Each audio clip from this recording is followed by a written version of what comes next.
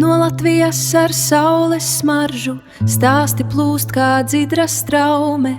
Kanāls latvieši Itālijā sasilda sirdi katrā mājā.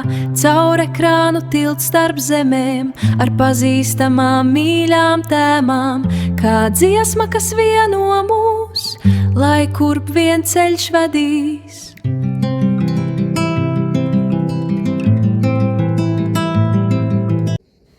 Sveiki, skatītāji! Šī ir mana līgo ceļojuma otrā diena, Jāņu diena. Esam atbraukuši uz Kamīniju, kur atrodas ļoti ekskluzīva pludmale ar skaistu ūdeni un skaistām smiltīm. Kamīnija atrodas Itālijas dienvidos, Kalabrijas reģionā, Katanzaro provincē. Tā atrodas Jonijas jūras krastā, tā dēvētajā apelsīnu krastā. Lai gan mūsdienās Kamīnija ir salīdzinoši mierīgs kurorts, ko iecienījuši vietēji itāļi dēļ tās gaišajām smiltīm, dzidra ūdens un klinšānajiem krastiem, tā vēsturiskās saknes sniedzas tūkstošiem gadu senā pagātnē.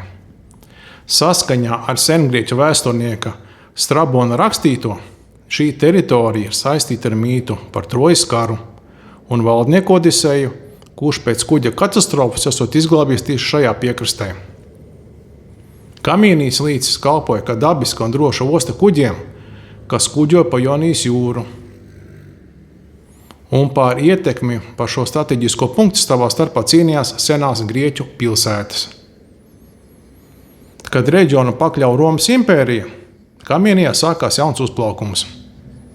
Klintīs netālu no Kamīnijas joprojām redzamas senās tvertnes, kurās mūki audzēja zivis klostera vajadzībām. Pašu arheoloģisko zonu ap Kamīniju reizēm mēdz devēt par Kasidora zemi. Vidos laikos, kad Kalabrija atradās Bizantijas impērijas pakļautībā, Kamīnija kalpoja kā strateģisks jūras piestātnes punkts nocietinātām apmetnēm kalnos. Šodien Kamīnija ir izglābusies no masveida turisma un lieliem debeskrāpjiem. Tā ir saglabājusi savu dabisko šarmu ar vidusjūras priežu audzēm un kaktusiem, kas klāj stāvās no gāzes. Cilvēki šeit ierodas ne tikai peldēties kristāli dzidrajā ūdenī, bet arī nodarboties ar niešanu, pētīt klinšu alas un pieskarties gadsimtiem senai vēsturei, kas burtiski izaug no klintīm turpat blakus pludmales saules sargiem. Varam redzēt, kāda superīga pludmale ar kādu kristāli dzidru ūdeni.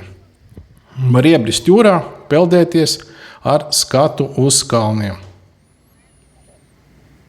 Tādu lielisku Jāņu dienu mēs šogad pavadījām burvīgajā Kamīnijas pilsētiņā. Esat šajā pusē un braucat garām, varu ieteikt ieplānot pāris stundas jūras atpūtai. Jūra tiešām ir ļoti skaista. Pārkings gan tur ir maksas, bet maksa nav liela. Pāris stundas jums izmaksās zem 10 eiro.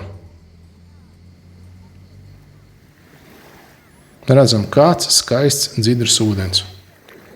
Man ļoti patika. Un kā patīk jums? Paldies par skatījumiem! Rakstiet komentārus, lieciet laikus un tiksimies jau nākošajās sērijās. Lai jums jauka diena! Atā!